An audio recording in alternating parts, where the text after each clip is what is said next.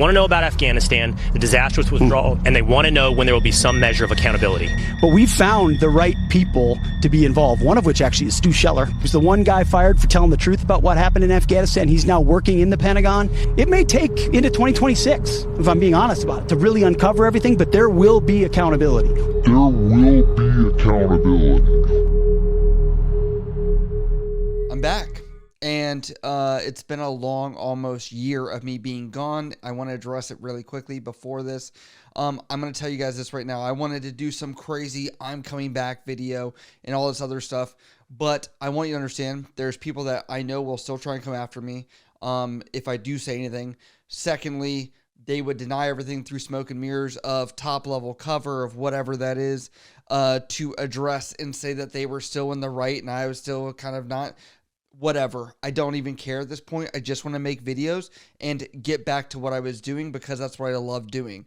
They know the truth. I know the truth.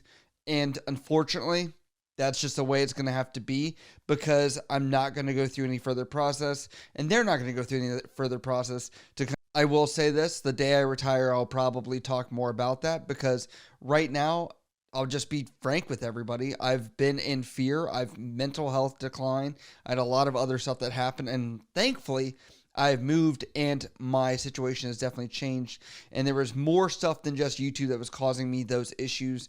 And it was kind of just the straw that broke the camel's back per se. But I do want to get into today's video because I'm dusty. And by the way, I will be covering other topics that probably have been missed over the past almost year that I've been on because some of them have formulated into bigger things that I still think I could talk about. But Pete Hegseth, the new Secretary of Defense, is coming out and pretty much saying we're going to hold accountability to everybody and turn every stone over. Now, I'm going to tell you guys right now, that is insanity to me because this is a big task to take on, but I will explain why. Let's get into his words right. He says, memorandum for senior Pentagon leadership. And he says, departmental review of the U.S. military withdrawal from Afghanistan in 2021. He says, on August 26, 2021, President Biden's administration led a chaotic withdrawal of U.S. military and embassy officials from Afghanistan that led the death of 13 U.S. service members and 170 civilians and a SB at the Kabul International Airport's Abbey Gate.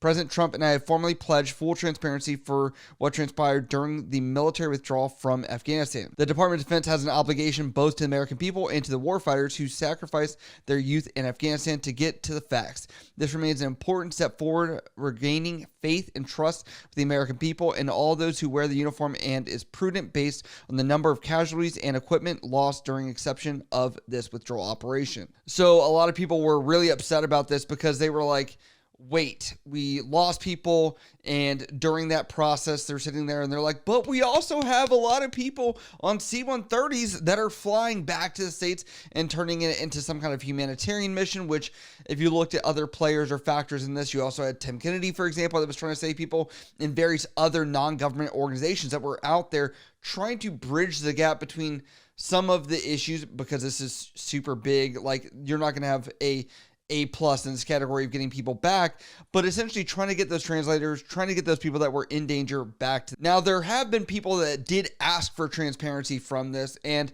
obviously I covered in depth all through this entire thing, even had a stellar interview with Stuart Sheller, which was the Marine Lieutenant Colonel that did come out and say essentially that they needed to have some accountability because there were failures in the mission to protect U.S. service members, and no one really did that. Now, from that initial blowback, it was General McKenzie that was a person that he was blaming in his videos on social media, making all those posts. Now, you're probably thinking, how is he going to do this? He says that in the next paragraph. He says, over the last 3 months, the department has been engaged in a review of this catastrophic event in our military's history. I've concluded that we need to conduct a comprehensive review to ensure the accountability of this event is met and that the complete picture is provided to the American people. To meet this imperative, I am directing the Assistant Secretary of Defense for Public Affairs and Senior Advisor Sean Purnell to convene a special review panel for the department who will thoroughly examine previous investigations to include but not limited to findings of fact, sources, witnesses, and analyze the decision-making that led to one of America's darkest and deadliest international moments. This team will ensure accountability, underlined, pretty much bold letters, to the American people and the warfighters of our great nation. And Stuart Sheller came out, but also so did the families from this. And even one of the members from this, I believe his child or his son was at Abbey Gate or in Afghanistan, and he did come out against former President Biden, and he said this. Was arrested after he shouted at President Biden during his speech. Year before I took office, murder rates went up 30%. 30% they went up. The biggest increase in history. It was then. That was 51-year-old Stephen Nakui. He was shouting, "Remember Abbey Gate." That is the site of the 2021 terrorist attack at the Kabul airport that killed 183 people, including 13 U.S. service members during the Afghanistan withdrawal. Now, from that clip, you can see he was pretty outraged. And, that was several years even after the fact that people were upset about this. And what's even more ironic is that now, while Stuart Sheller was fired from his command position as a lieutenant colonel and actually went to court-martial and was discharged from the Marine Corps, he is now taking that leverage and using it with this administration to essentially come back and be like, I'm part of the team. He says on Facebook, ironic that I will be investigating who should be held accountable for Afghanistan. Thank you, Pete Hegseth, for your leadership. General McKenzie, you went from 2,500 troops in Afghanistan in April of 650 in July, and then turned around and put 5,000 back in Kabul. You've said repeatedly that you personally believe the Afghan government would fail if we didn't maintain a certain number of troops in the country. So why didn't you plan for an evacuation and leave enough troops on the ground to conduct it?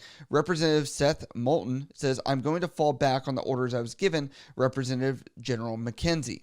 Now, to give you guys context of who General McKenzie is, he was the Central Command general that was overall in charge during this process. Now, looking just on basic Wikipedia, it says in May 2022, he was the executive director of the Global National Security Institute over at the University of Florida. And in July of 2022, he was appointed to the executive director for the Florida Center for Cybersecurity. He also serves as the president board of directors in the Institute of Applied Engineering at the University of Southern Florida. So he is no longer in the military, but a lot of people may think, oh, that means that they can just dust their hands off and that is really it.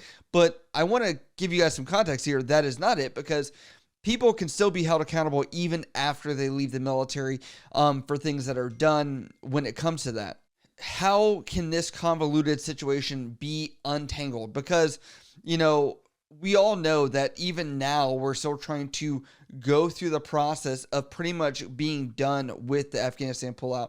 And it still is having ripple effects because people are still like, we're losing weapons, we're losing equipment, yet an entire Marine Corps unit can't go back home because they lose one rifle. And people are seeing disparities in the story. They're seeing a lot of issues there. And so I understand that people are like, wait, we lost millions and millions of dollars over there, but in our own country, we lose one rifle and every single Marine has to stay behind. I'm not saying go lose every single rifle that is out there, but I am going to say at the same time, we should probably have a little same concerns for something on a bigger scale like that. I would say even more scrutiny. Now, there are issues that I'm going to say that do convolute this. You need to understand that Secretary of Defense Pete Hegseth has his jurisdiction of DOD. That's what he is doing. And he's obviously going to focus primarily on that. However, a lot of this is also incorporating other entities, three-letter agencies, including Secretary of State, right? And I think it was Blinken that was the Secretary of State at that point where that was convoluted, who has jurisdiction over what. And there were a lot of things that were convoluted, if you could say, that are going to make this difficult. And then even then in an interview recently, he was like, this could take a long time, even into 2026, which I do say is probably shorter than I would expect. I think it'd be longer. If you guys have seen some of the admirals from the Fat Leonard case that were out there that are now finally years and years later finally being charged, there's just so many convoluted issues with this, with top brass that's out there, that I'm just like, it's going to take a lot longer. That's my personal thing, because I just know how bureaucracy can somehow move, especially in legal systems. But let me know down in the comments below, what do you think about this holding of accountability? Because accountability seems to be the kryptonite of so many people. But let me know down in the comments below. As always, I love you guys. I'll see you next time.